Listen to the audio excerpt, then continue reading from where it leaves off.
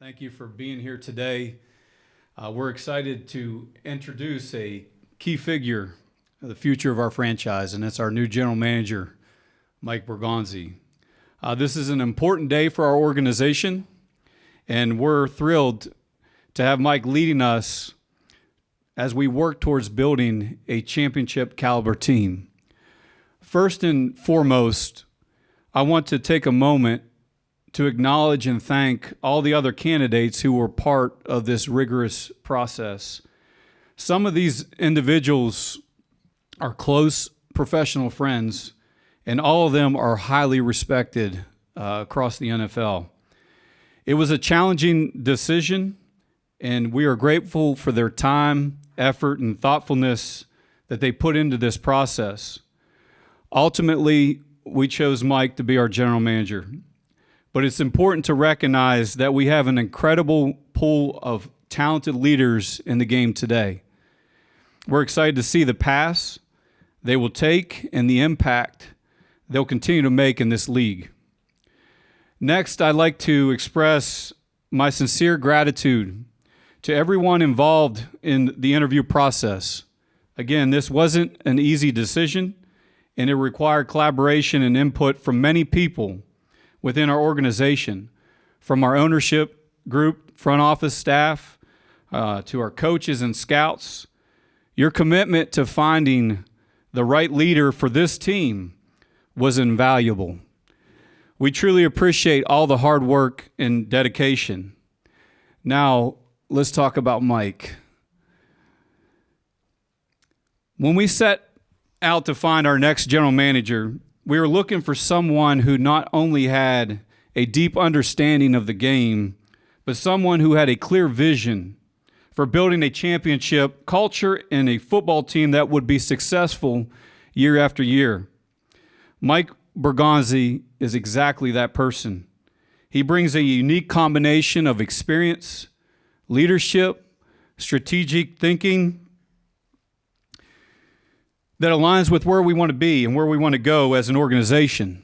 And throughout his career, Mike has consistently demonstrated the ability to evaluate talent, build strong rosters, and create an environment where players and coaches can thrive.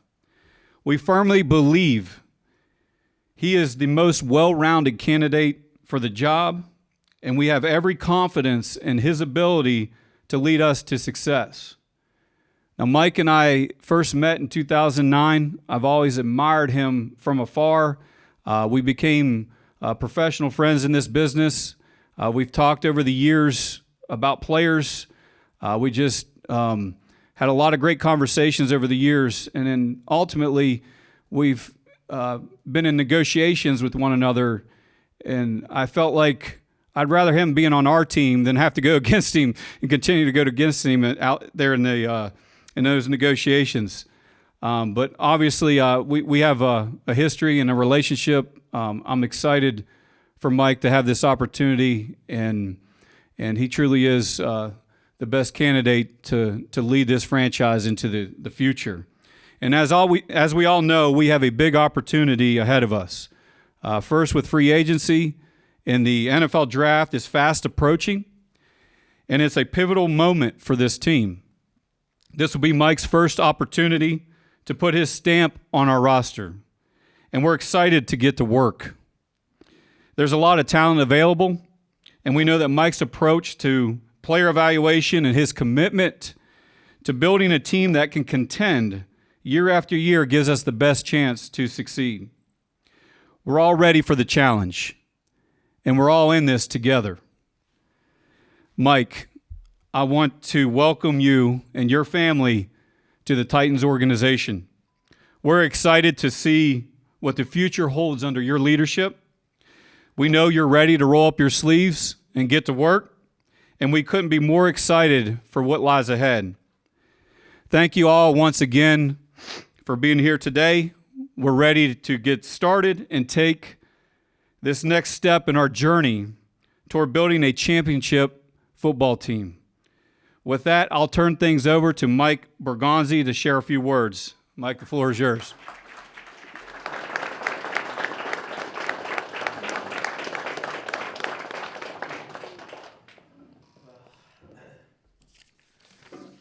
It's certainly been a whirlwind here for me and my family for the past 3 days, but we are just tremendously excited to be here today. I want to thank everybody for coming out here today. I am tremendously proud and honored to be named the next general manager of the Tennessee Titans. First and foremost, I would like to express my sincere gratitude to Amy, Kenneth, Burke, Vin, Adolfo, and Brian for entrusting me with this opportunity. It is truly a dream come true for me to be a part of the Titans family now. You know, this was a thorough process that we went through, that I went through with the search committee with a lot of great candidates. As I went through my interview last week, I remember calling my wife Jill after I left the building, and I said, you know what, I think this is the one for us. It checked a lot of boxes for us. Great ownership, great fan base, great people in the building that I got to meet, and it's Nashville. One of the big priorities for me, if I was going to uproot my family from Kansas City, is a place that we love. It had to be the right fit, and we feel like Nashville is the right fit for our family, and we can't wait to get into the community and start meeting everybody. The other reason why I took this job and I thought it was appealing was because of Chad Brinker. And Chad just mentioned we've known each other since 2009. We've had a great friendship, great working relationship. I believe in everything that Chad stands for, and I'm thrilled for the opportunity now to partner with him now. I would like to introduce my family now, if you'd like to stand. My beautiful wife, Jill, my son, Joey, and my daughter, Nina. They're my rock, they're my foundation. I would not be up here without them. I love you guys very much. I would like to thank my parents as well, Al and Doris, who are back in Boston. And hopefully they've figured out how to stream this thing now, but it'll be recorded, so.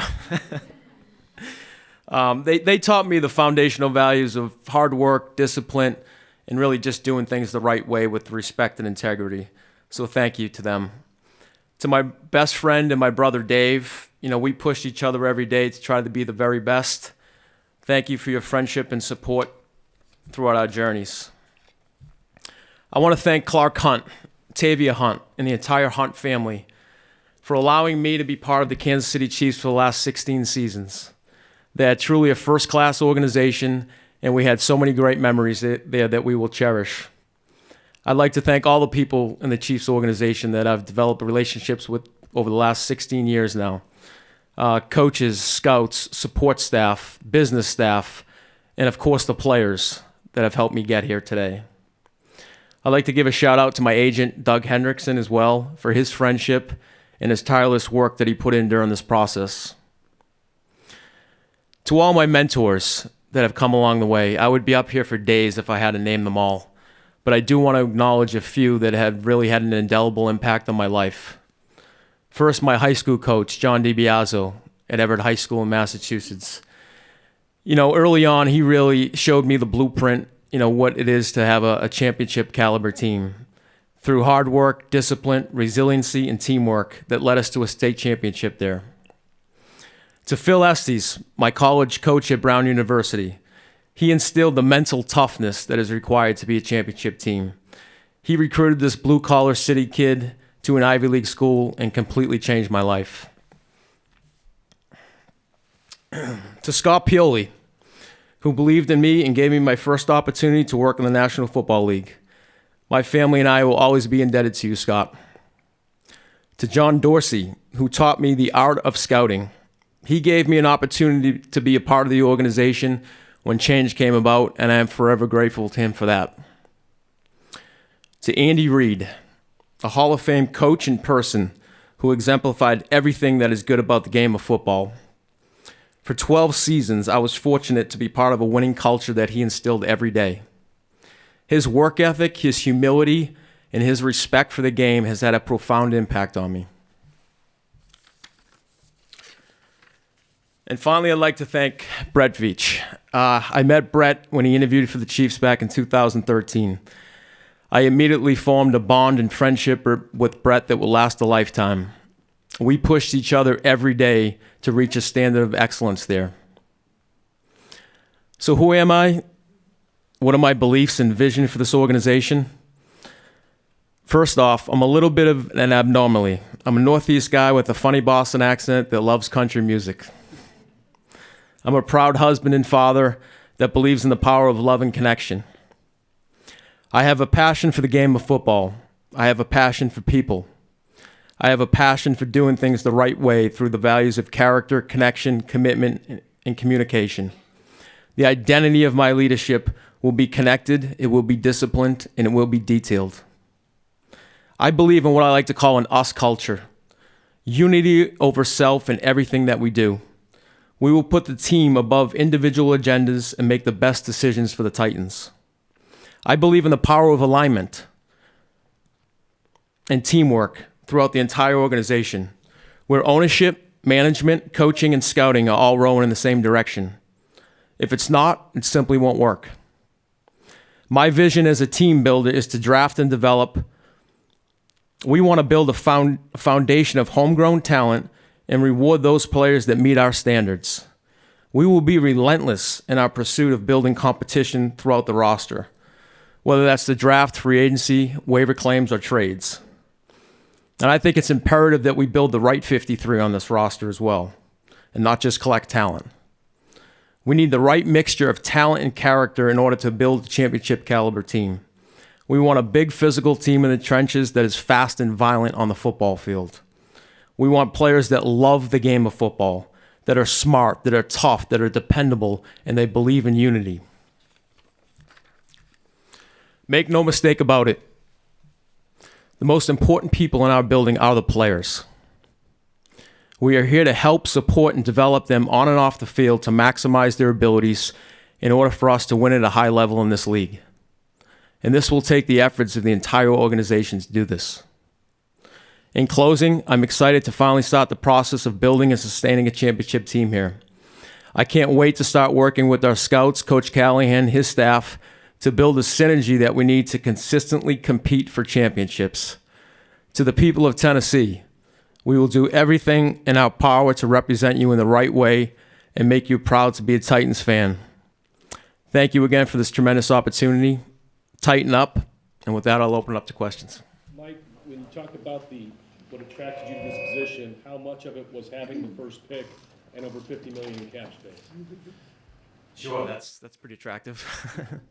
But that wasn't solely the main reason why I came here. Like I said, I told you it was because of ownership. It was because of the people in this building, Chad, Coach Callahan, Burke, Amy, everybody that I've met. And this fan base, which we've played here before. I know what type of fan base this is. I know they're passionate. And like I said, the city of Nashville. So there's a lot of factors that came into play. Comfort level and understanding of the structure that is in place for you, Chad, so on and so forth? Yeah, where I came from in Kansas City, we didn't really see any structure. We all kind of worked together to make the best decisions for the team. So we weren't really concerned about titles there. At the end of the day, we were trying to make the best decision for the team at that point. Can you give us maybe a specific example of somebody or a couple guys that you helped their case with the Chiefs as that guy wound up being part of the roster there? Been there a long time. This process, it starts at these all-star games. We sit in meetings. So when people say, he stood up on the table for this player or that player, we made the decisions long before the draft came. There's certain people, certain players along the way that, we have different opinions on. But at the end of the day, we're making that decision. I would never stamp my name on any player there. How familiar are you, Mike, I guess, with the current personnel on this team, and what's the process like in kind of making it your own? Yeah, so I knew a lot of these players coming out of college when I studied them coming out for the draft. Of course, I watched a lot of them here this season before I prepped for the interview. There's some talent on this roster, but we're a 3-win football team right now. So that's not good enough. And we're going to have to look, everywhere to improve it. whether that's upgrading starters or upgrading depth. You know, and I'll get to sit down more here with the coaches and get a better understanding of all the players. But there's some talent on this roster. You know, we're going to have to upgrade some positions, though. Mike, one of the things that, when you were with the Chiefs, they bottomed out about a decade or so ago, but beyond drafting Patrick Mahomes, obviously, Yeah. what was kind of the shift in culture there that turned them around and made them a contender each year? Yeah, so 2012, we were 2-14, and we had the first pick in the draft in 2013. You know, Andy Reid came in and he instilled a winning culture and changed a lot of the habits of everybody in the organization. You know, we had a different process in drafting at that point. We were more collaborative, and we took to the model of drafting and developing and supplementing free agency when we did, but with the right type of guys. You know, in 2013, it was like Mike DeVito. I don't know if you remember his name. Anthony Fasano, like just tough blue-collar guys that were great leaders for the team. And I kind of envision that the same situation here, where we're going to have to fill some holes in free agency, and we want to do it with the right type of guys. Like you said, you didn't give much thought to the way the executive structure is kind of put together now. Why isn't that a big deal for you? Because no one really, is that working? No one really, the 53, it's not a concern. It wasn't a concern in Kansas City. That never came up. There was never a point where we're sitting in the draft room and someone overruled someone because we were taking a player that, you know, the person with the 53 was in charge of. That never happened. You know, we were a collaborative group. We had a cabinet of decision makers there that every move that we made in Kansas City was as a group. So, you know, coming here with Chad and knowing Chad, you know, that's the same situation when I was working with Brett. You know, we're going to come and make the best decisions for the team. So it never really crossed my mind. So then, a follow-up, this may be a naive question. Yeah. How is this job different from your last job? Well, I'll have full authority over the free agent process and the draft, whereas Brett had most of that in Kansas City, and I was here to help and assist. And I see this as a great partnership with Chad, and he can help me along the way because he's come up as a scout, and I'm going to lean on him a lot as well. What does that mean, full authority over free agency? I thought Chad had full authority on the roster. Well, I have full authority over the process. Now, Chad will break tie if there's ties. He's in charge of the 53, and that's why that is put in there. But I'll have full authority over running the meetings, the draft. I will pick the players. Mike, when it comes to that #1 overall pick, what have been the early conversations you've had with Chad and staff? It's early. We just started. You know, the first thing we're talking about is our roster, and then getting down to the Senior Bowl and the East-West actually first. So we're very early in those discussions. Chad mentioned that all options are on the table. I imagine same thing in your eyes. Yes, we're coming into this. I'm coming into with this an open mind. But we're gonna evaluate every situation and make the best decision for us with that pick. Chad The way said you he'd guys like to- build franchises, I think you've said, generally takes a lot of patience. What makes you feel confident that there's patience here, given what's happened the last few years, and there's a team coming off a 3-14 record last year? Yeah, listen, I know the urgency to win in this league, no matter where you are. So you know we're going to be disciplined in what we do. We're not gonna make rash decisions to try to improve the roster the ways we don't think it should happen. Like I said, we'll supplement in free agency, but we want to build through the draft. We need to build that core foundation of players really to change the culture, and that takes a little bit of time. Chad said he'd like to see 30 draft picks in the next 3 years, 12 in the top 100. How realistic is it to get those picks, and how difficult will it be? It's certainly it's possible, yeah, to do that. You know, like I said, we just have to have discipline in the draft as we're going through the process. Draft picks are our biggest form of currency. So when there's opportunities to trade back to collect more picks, we're going to do that. So that's always the goal, to try to get as many picks in the top 100 as you can. Mike, when you were in Kansas City for those 16 years, what did you learn about identifying talent that fits your team, and what is that you're looking for? Like, what's kind of a description of what you're looking for? Yeah, so I briefly touched on big picture, what you want the team to look like: big, physical, in trenches, fast and violent. So we've had a very collaborative group in Kansas City. We're in constant communication with our coaches. And that's one of the things that, when I just got here now, but I talked with Brian, is, I want to meet with every coach on the staff. I want to meet with Brian. I want to see, what the formula is for that player. We're never going to waver on the character part, of course. But in terms of the scheme, we want a profile of what we're looking for that player. So, yeah, I'm looking forward to doing that with Brian and his staff, but that's something we did with Coach Reed and his staff. You talk about big physical, fast, violent. I imagine that's what everybody's probably looking for this time of year. Just what gives you the confidence that you can separate that and find the people you're looking for rather than just go for what's big?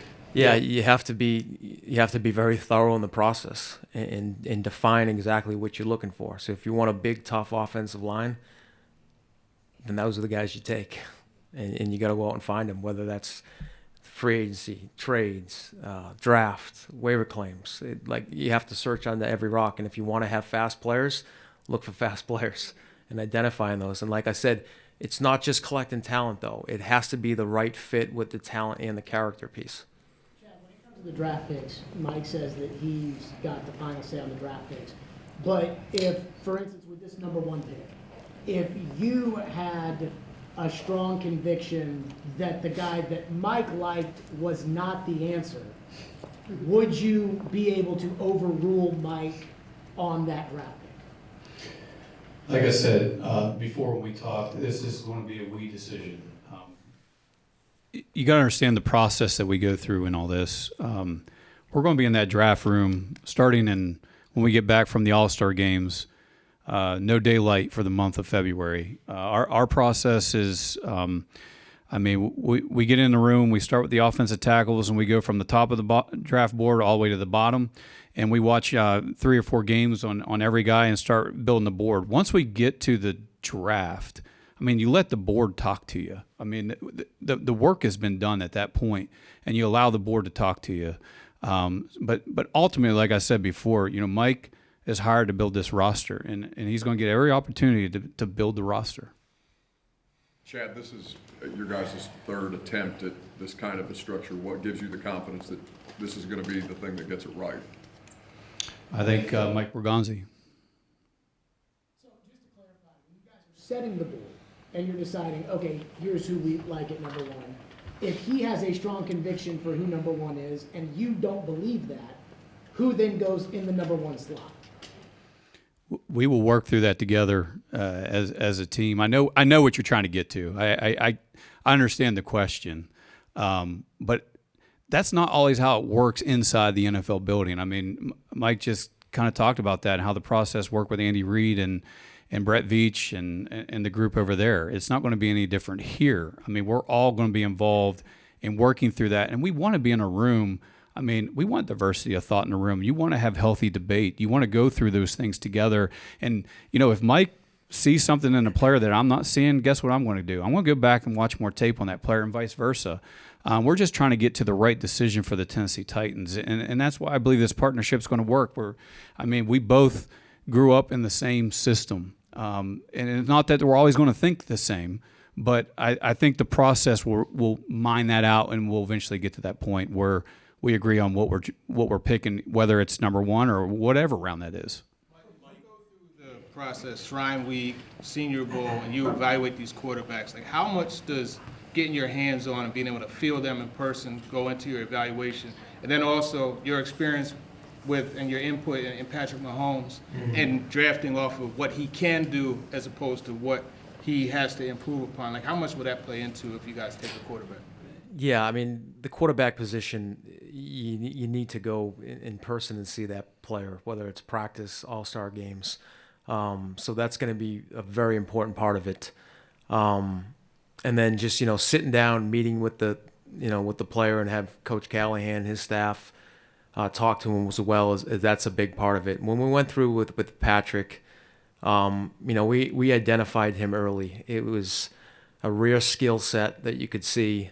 And we took it through the process in the spring, and we brought him in the building, met with him at the combine to really figure out his football intelligence, which was very high. And then we had a plan for him when we drafted him. We had Alex Smith at the time, and we were disciplined with that plan. There was a lot of temptations to play him, especially when you saw him in training camp, but we stuck to that plan. And that was part of the development of the quarterback. There was things that he needed to improve on, and we had a first-class person in Alex Smith that took him under his wing and taught him that.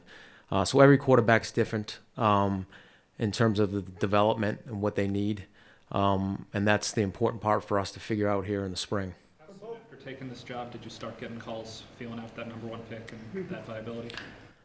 I think I got some feelers, yeah, some congratulatory, but yeah, keep in touch. Where do you come down on like smart and tough versus big and fast? I'm sorry, can you repeat the question, Paul? Where do you come down on like acquiring smart and tough players versus maybe fast and big? Yeah, I think we're trying to acquire both. You're trying to marry those up. The character piece is huge for us, and we were going to really rely on our area scouts that go into the schools and during the interview process to try to find out the football intelligence piece, the toughness piece, just their whole competitive spirit. The big physical tough team, the teams that win in this league, and when you get into the playoffs, it's the teams that control the line of scrimmage. So you're going to want big, physical, tough guys in there. We remade our offense, the offensive line we had in Kansas City with guys like Creed Humphrey and Trey Smith and Joe Tooney.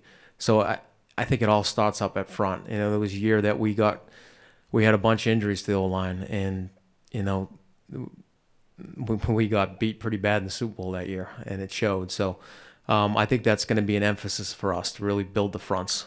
Mike, some Titans fans that already are thinking that the team might not be signing free agents at all, or close to that. I guess I just wonder, can you clarify a little bit your sort of policy on being more selective in free agency than perhaps the team was last year? You weren't here. Like I said, I think we're going to be a draft and develop team, but we're certainly going to have our hand in free agency at some points. But you have to be disciplined and smart with it. I think it's important to fill for role players, and guys that are good locker room guys. And when you have a young team, those are the type of guys you need. And like I talked about before, that's what we did in Kansas City when we weren't a very good football team. We brought in some tough veteran, smart guys that could really change the room.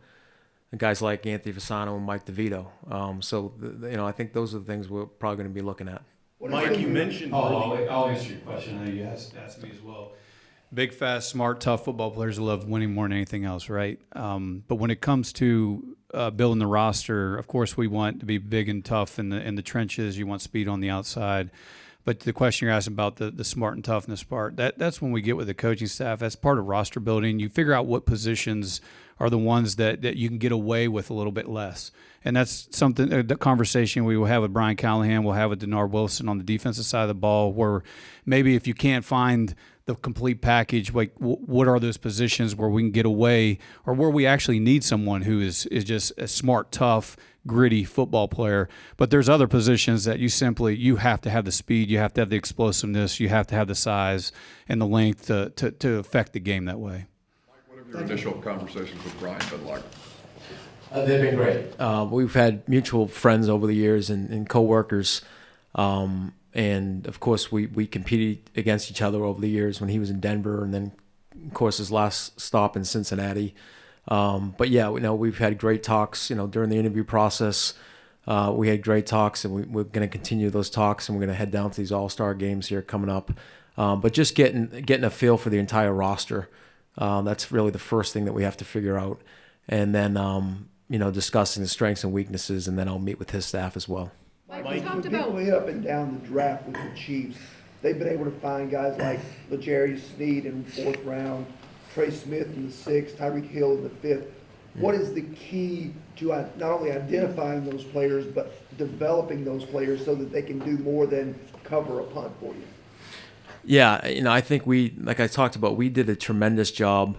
First of all, Chad talked about with the meetings. I mean, we sit in a room and we watch every player. So there's not a player in the 5th, 6th, 7th round that the GM does not watch.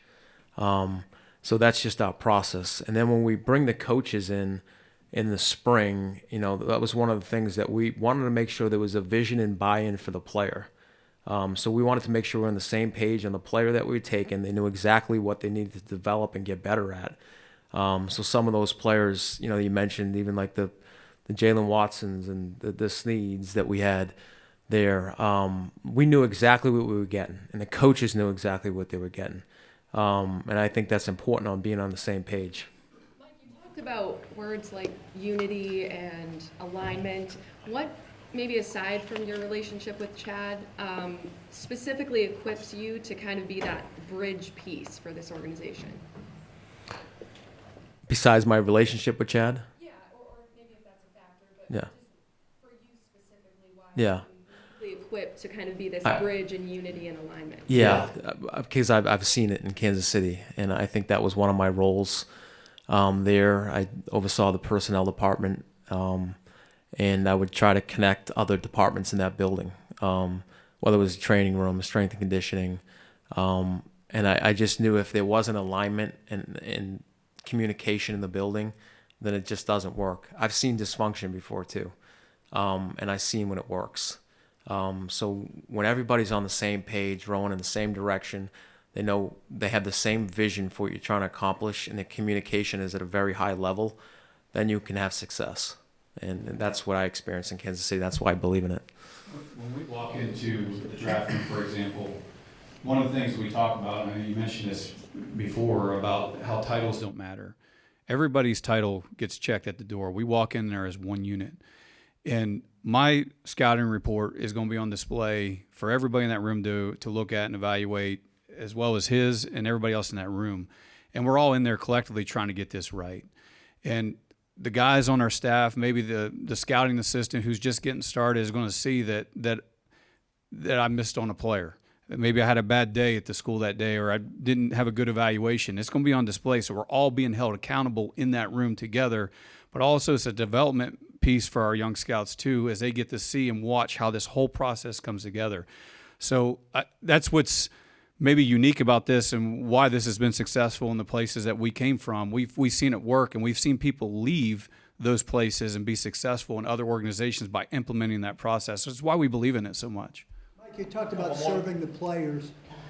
To what degree in your relationship with them do you want to be their friend? And to what degree do you need to be, does it need to be? It's an open door policy for me. As a leader, you're a problem solver. So if there's issues with the players, I want them to always feel comfortable coming into my office and talking with me. Our job is to maximize their ability, whether that's through coaching, strength and conditioning, sports science. Everything that we do is to enhance our players. And you have to hold them accountable to that too. And I think the biggest part when I talk about bringing in people with character, that you really don't have to push them as much. They're self-accountable. They do it themselves. So that's why I think it's important. When we go through this process and we acquire players, that we're bringing in the right type of players that have that mindset. Mike, you talked about, I guess, Patrick Mahomes earlier, how important, maybe as you start your job, is it to find that quarterback, and do you explore every avenue, whether it's free agency, draft, and do you think there will be some, and guys currently on the roster, do you think you'll have some good options available? We're keeping an open mind on this, but the quarterback is the most important position, arguably, in sports. So you have to solidify the quarterback position. So we're going to turn over every rock, whether that's free agency, draft, or, we have quarterbacks on the roster here. We're going to give him every opportunity to play and to compete. But we're going to attack this thing. We're going to be relentless attacking this until we find the answer. What are the attributes you value most in the quarterback? Well, you have to have the physical arm talent, obviously, to make every throw in the league. Accuracy, decision making are big parts of it. The way you process coverages. The game's changed a little bit too, so having mobility, not just the pocket passer. And of course, the leadership part is a big part. They are the face of the franchise. They are your leader. They're the ones that are going to stand in front of the team every day, and they're going to follow them. And that's what they do. They follow, Patrick Mahomes. They follow Joe Burrow. That's what they do. That they set the tone. They're the most important, arguably the most important position in all of sports. Thanks. Appreciate it. Thank you, Mike. Thank you.